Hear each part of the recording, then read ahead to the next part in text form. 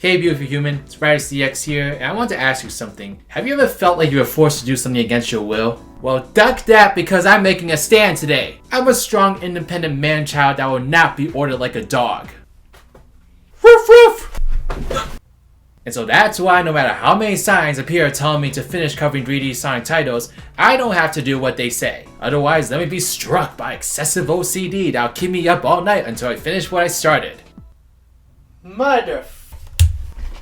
Well, it's 5:02 p.m. and I can't go to sleep. So you know what that means. If you've been watching my content this year, you would know that I looked at a whole host of Sonic games, but specifically his main 3D outings. I raced through all his boost adventures and smelled all the nostalgic roses of his adventures. But what about the games that lie in between? You know, those 3D games that people seemingly never talk about in Flawless Light? Well, it's as clear as a baby's bottom that my mind is a cruel and unusual punisher since I won't see another minute of REM sleep until this task is complete. So I present to you, the in-betweens. Or just weird-ass games in general. First up, we got a title that was practically born in hell. Sonic and the Secret Rings came out of the most loving place of all. Half of the development team of Sonic 06. Yeah, when you cut the development team of one of the most infamous Sonic games of all time and send them off to make their own project, that's a pretty optimistic death sentence. All that aside, Sonic and the Secret Rings presented a lot of interesting firsts for the franchise. It was the first 3D Sonic title to truly deviate from the established adventure formula. It was the first Sonic title to be released on the Wii, and thus the first Sonic title to take advantage of motion controls, which like everyone in their mind was so excited for. And lastly, it was the first Sonic game in the short-lived Storybook series, which are a series of games that take Sonic into a classic storybook setting to have his own adventures. I mean, I can't lie, as a kid, I was pretty hyped for this title. It's the reason I got my only ever report card with straight A's just so my dad could dive into the piranha that was the Wii shopping craze and nab me one. The setting essentially has Sonic get sucked into the story of the Arabian Nights to stop a Razor Jinn, a power-hungry genie who wants to not only take over that world, but escape it and cause havoc on Sonic's world. Exploring settings like a palace in the desert, a volcanic factory, and a dinosaur-infested jungle just looks so cool and unique for a Sonic game, as if Sonic games weren't already unique and cool.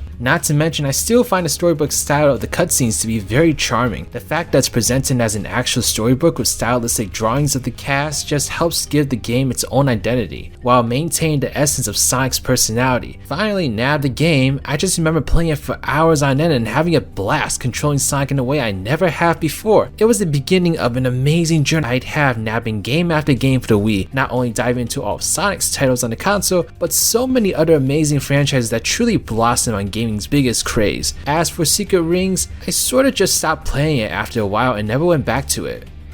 Until this past year. You see folks, nostalgia is a blessing and a curse. It's great fun looking back on products that gave you so much joy as a child and reliving all the good times mentally as you struggle to find them in the present time. But then there's a caveat that things that brought you joy in the past do the exact opposite now. I think you know where this is going, you 300 IQ beautiful human you. Secret Rings no longer gives me that joy I swear I had with it as a kid. Playing the game now makes me feel nothing but disappointment, regret, and a horrible case of clinical depression. The game just isn't fun to play at all, and it has everything to do with Sonic himself. Secret Rings is an on-rails game where you play with a Wii remote horizontally, tilting it left and right to move Sonic. There's also a bunch of other actions like the homing attack mapped to emotion as well, contributing to this being one of the most unique Sonic 3D experiences. While the controls actually feel responsive for the most part, but the game really trips up is in how it feels to control Sonic. Sonic starts off as completely sluggish and making it very difficult to do any kind of precise platforming with. He just takes forever to build up speed, and unless you time it perfectly, he'll often run straight into obstacles and all that, even if you start braking relatively far from the obstacle. This doesn't last forever as the game does have a very involved upgrading system that makes Sonic better to control, but this very mediocre feel to him lasts way too long in the game for it to make a difference. On top of that, some of the level design is absolutely not accommodating of this, as you got some level design that maybe with a normal Sonic game wouldn't be much of a challenge, but with Secret Rings, they can get very frustrating. One example that really stood out to me is the windy place in the sky where Sonic's movement is constantly being impacted by wind speeds. It'll be difficult for you to get anywhere when the wind is at its highest, and when those objects start flying at you,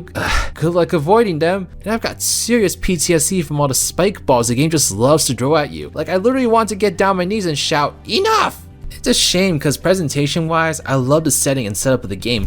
In fact, the storybook series is just such a cool idea overall. But this ain't it, Chief. It's nothing but a frustrating experience where the primary challenge is fighting the game's controls and level design. Sounds like a great night out with the boys. On the plus side, the game has a party mode that's actually a ton of fun. If you want to learn more about that, check out my separate video on that in the top right corner. But avoid secret rings as if it was on fire.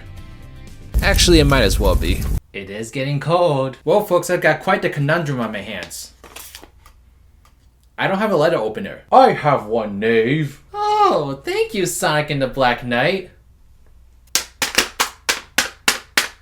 Sonic and the Black Knight came out of the time when I was pretty fed up with the franchise. After years of games that failed to be those clear-cut, top-tier 3D adventures like the ones of my early childhood, I just about took off my rose-tinted goggles. Although there's also the fact I was trying to be a grown-up gamer and was playing games like Assassin's Creed and Mass Effect most of the time. You could call it my edgy phase. But of course, me still being a diehard Sonic fan, I had to give Black Knight a try. I mean, after all, I was still under the impression Secret Rings was amazing, so when they announced a follow-up along with the intention to make this a series, I had no reason to think otherwise. And then I played it, and sold it a week later.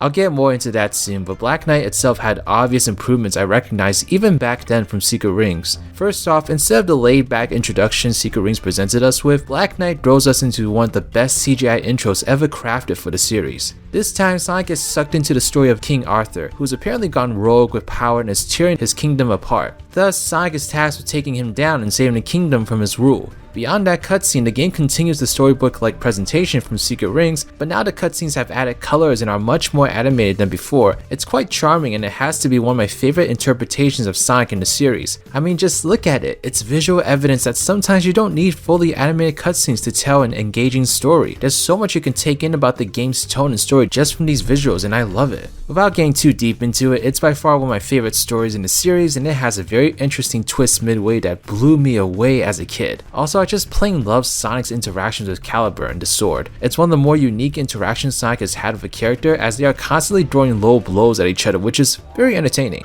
What are we waiting for? Let's go pay her a little visit. I fear it may not be as simple as that. What do you mean? You shall see for yourself. Onward, my young knave. Stop calling me Knave! I'm Sonic the Hedgehog! Very well then, I shall call you Knave the Hedgehog. Whatever, you oversized letter opener. The game absolutely does not disappoint with its soundtrack as well. Jun Sen-yu helmed the whole thing, and it's basically a medieval version of Adventure 2's soundtrack, which I just love the sound of. Backed up by Crush 40's epic theme Night of the Wind, and this is a soundtrack I regularly pull up when I'm editing videos and such. It's just that good. The game is checking off so many things for me here from the get-go. But what about the gameplay?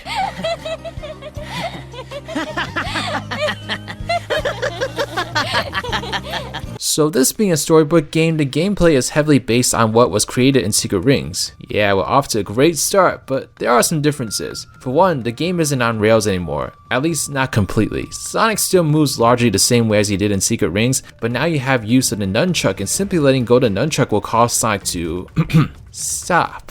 What a concept! Sonic also feels tons better to control right from the start. It's not perfect, but this game is way easier to get into than the previous. The aspect that is a little more up for debate though is the sword play. Sonic uses a sword this time around that is heavily incorporated into the gameplay. The mechanic itself is pretty simple. All you do is whack the Wii remote to attack. It sounds simple enough. Now imagine doing that for 9% of the game. Here's where the game really lost me back then. The levels this time are actually shorter than Secret Rings, but they also incorporate much more combat, and thus the majority of these levels would just be you mindlessly waving the Wii remote back and forth to attack through the hordes of enemies. I just found this to be insanely boring and monotonous when I was a kid. I think I beat the game within 2 days, and I was extremely bad at games back then, so that was saying something. I was just so disappointed by how Black Knight just didn't incorporate a ton of platforming and went by in a blink of an eye. Thus, back to GameStop it went. So what's my opinion of the game now? To be honest, it's kind of the same, but I somehow enjoy it more? Maybe it's because I played this directly after Secret Rings, but the gameplay was smooth enough that I was able to have some fun with the levels this time. What really ties the game together is definitely the atmosphere and the presentation. It's another chilling example of how much potential this side series really had in bringing Sonic to new locations and keeping the series fresh. And I can't deny that the gameplay is a step above Secret Rings and has its nice moments here and there. I'm still not a huge fan, especially after the damage it's done to my wrists, but Black Knight is still a solid adventure that has a lot to offer offer for Sonic fans that want to play a game with a great narrative and setup. Sometimes I wish this game could be revisited but with a more traditional 3D formula and expanded to that of a mainline title, because literally everything else about this game is perfect. It's a shame its gameplay couldn't live up to all that, but at least it is in the multiplayer.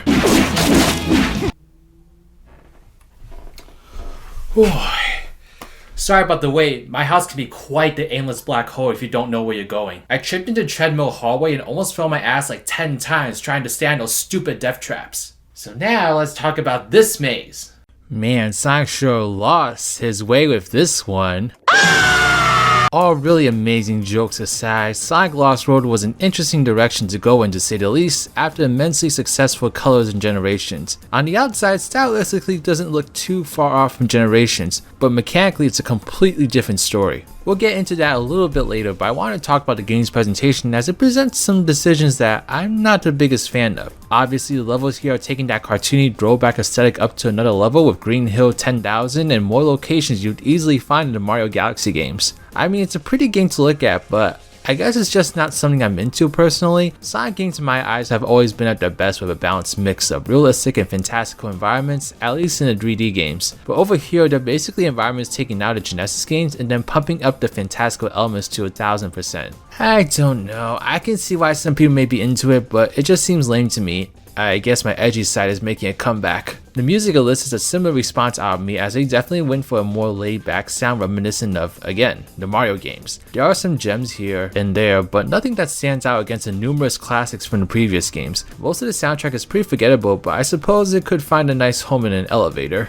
The game's story is sort of infamous in the Sonic franchise because it introduced a certain villain that, let's just say, may have overstayed his welcome. Yes, I am talking about the Deadly Six, a group of alien creatures that threaten the destruction of Sonic's world in this game. You see, Eggman starts off holding solid control over the group, but then due to Sonic knocking out the key to that control from Eggman's grasp, the Deadly Six are freed and take over all of Eggman's weapons and robots. I mean, there's nothing absolutely terrible about them, they're just nothing special either and are definitely not worthy of the name Deadly Six, which is a cringy name in and of itself. There's nothing really compelling about them, and I won't lie, I do groan whenever I see Zavok reappear in the franchise. But the story here is extremely light in content, so it really doesn't impact the game. What does impact the game though, is the complete 180 this game does from the Boost games in terms of gameplay. One of the things you'll immensely notice is the lack of a boost, as Sonic Team strips Sonic of that ability, instead opting to give Sonic back his spin dash and a run button. Yes, Sonic's space speed is just a light jog and is often not fast enough to gain any real momentum, so Sonic Team decided to add a run button to up his speed whenever needed. I know what you're thinking, this is sounding more like an adventure game, but I'm going to correct that mindset swiftly because that couldn't be farther from the truth. The biggest evidence of that is just one look at the level design. The environments here look spherical, if that makes any sense.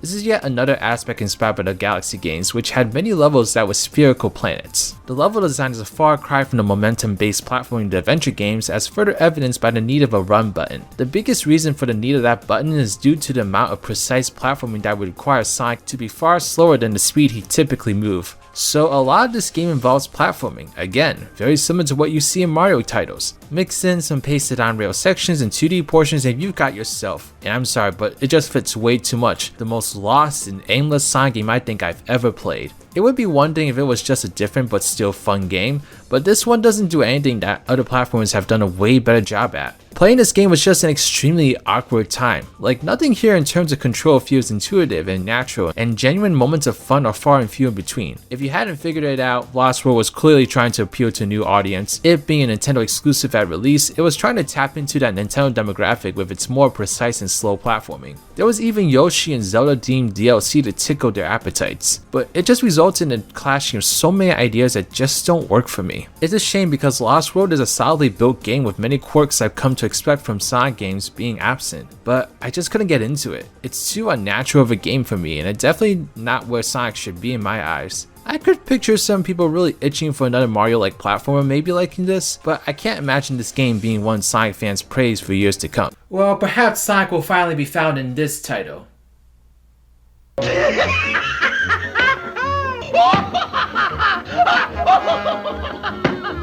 Sonic Boom Riser lyric. What words could describe such an unwanted child? Though I felt pretty far removed from this franchise when this was announced, I still recall seeing tons of reactions to the redesigns of these characters. People legit took issue with Sonic's blue arms, the tape on everyone's arms, and how Knuckles embodied the Rock more than ever before. It's pretty crazy to see how Sonic Boom came and disappeared in a flash, because it truly was touted as the next big thing for Sonic back then. But we all know why Sonic Boom came up short in pretty much every department. I'm not here to talk about the stupidity that went on during this game's development. We've all seen and cried over the sob story before in the Sonic franchise. The press around this game was so bad, however, that I flat out sat out on this game, which I'd never done for a Sonic game in my life. As soon as I saw footage of this game, I knew it wasn't for me. It looked so far removed from what I saw a Sonic game as that I just knew it wasn't going to be an enjoyable time as someone who was finally getting burnt out on Sonic. The critical reception was just icing on the cake. Sonic Boom Rise of the Lyric was our first exposure to this brand new world crafted for the franchise, and we have Sonic, Tails, Knuckles, and Amy chasing Eggman on a normal day. Of course, things get interesting when Sonic accidentally awakens a 1,000-year-old monster named Lyric who threatens everyone's existence. Thus, the game journeys on to obtain all these crystals that can apparently be used to neutralize Lyric's power.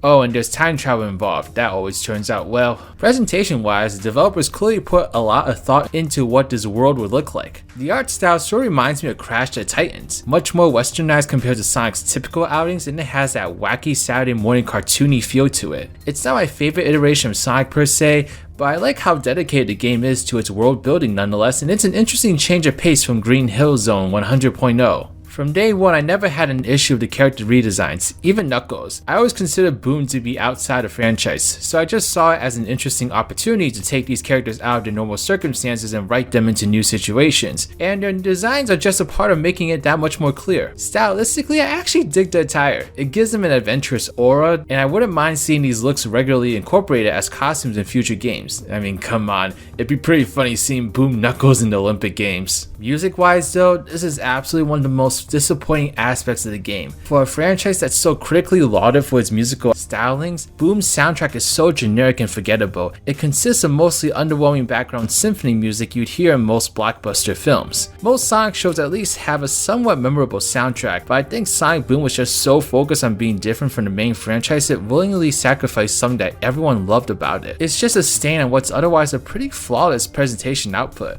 But I think it's time to dive into what I've actively avoided for years: the actual game. My expectations would basically lie on the floor as flat as can be heading into Rise of Lyric. I'd heard nothing but the worst of the worst when it comes to this game, especially with much blame of the franchise's current state being attributed to this title. While I'm not sure that's entirely fair, it doesn't change the fact that this was seen as a fiasco worse than 06. So when I played Rise of Lyric, I didn't hate it. Okay, in all honesty, this always happens when I go into a game the lowest of expectations. I guess it makes sense to go into a game you expect to be the absolute worst thing you've played to come out of it thinking it wasn't actually that bad. It also takes a lot for me to actually hate a game. If there's any ounce of fun to the game, as long as it didn't cost me my life savings, I'll be okay. But don't be mistaken, Rise of Lyric is not a good game. It's a generic 3D platform void of anything that makes Sonic the staying power he's been for the last 30 years. Not to mention, it's got some of the worst frame rate issues I've ever seen in the game, but mechanically, it's not too bad. You know what this game really reminds me of? The Nicktoons games. I just did a video on the 4 main Nickelodeon crossover titles that consist of co-op platforming and beat 'em up gameplay, which is the perfect way to describe Rise of Lyric. Playing this game, I would have actually considered this to be a decent Nicktoons game. It's got solid platforming mechanics and combat that's passable, though it does make the Werehog look like God of War in terms of quality and variety. I mean, I didn't hate what I was playing,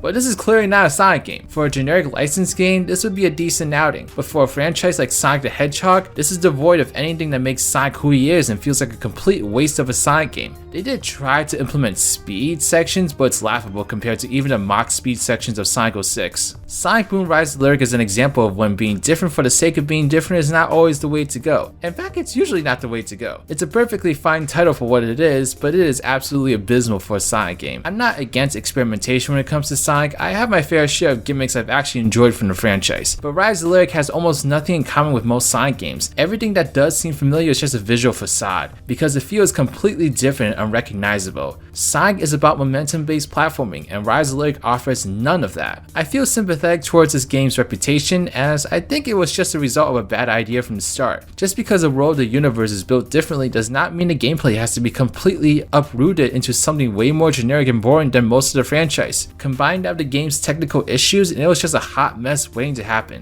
I will say though, I don't hate Sonic Boom itself. The TV show is a pretty fun time if you want to check it out, and this game actually does a decent job of adapting the dialogue of the show. But it's pretty clear why Rise of the Lyric is doomed to fade into the series' more obscure history. The game hopefully serves as a final example of what lines can and can't be crossed when it comes to branching out from what Sonic is all about.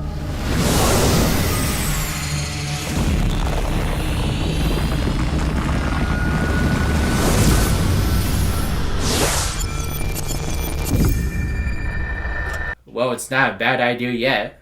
So I think it's pretty clear Sonic is a big ideas guy. Looking at all these different entries and those before and seeing how he's taken on new and interesting concepts has resulted in quite the roller coaster ride. While it can be argued that Sonic's more focused and traditional titles have resulted in more consistent reception, there's just something so appealing about Sonic's constant experimentation. I won't lie, as a kid I was blown away seeing Shadow of a Gun, Sonic Running through Soliana, and of course Sonic blazing through those iconic storybook tales. It's something that always made Sonic feel fresh and surprising, that the franchise would always have something to offer even to the oldest fans. Of course though, we have to return to reality and realize the other edge of that double-edged sword. Experimentation can result in the most blistering heat of messes. A lot of these games just aren't up to par with more well-received Sonic games of the past. Lost World felt too un-Sonic-like to offer an experience most fans could enjoy, and Sonic Boom, well, it tried. So while experimentation is an important thing for any franchise to take on, Sonic has unfortunately gone too far with it more times than we can count, resulting in all these 3D games we see today. It's to the point where we just can't expect quality when it comes to Sonic, especially if a brand new idea that takes up a large portion of the game is implemented. But despite this roller coaster ride of a franchise, this is a ride I'll never leave. Sonic is fun, edgy, and just an entertaining franchise to keep up with.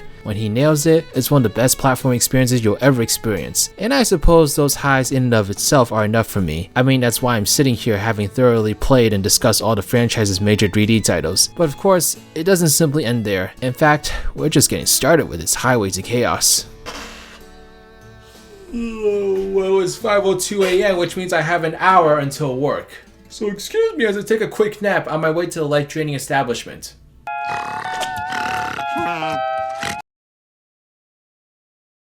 Thank you so much for watching this video. Special shout out to my patrons, New Gamer Hub, Team Rattle Sign Gamer, Johnny Hinton Ortiz, Trash Q, Claw84. These are my patrons / YouTube members. If you'd like to become a patron or YouTube member and get access to a whole bunch of different perks, then please check out the links in the description box below.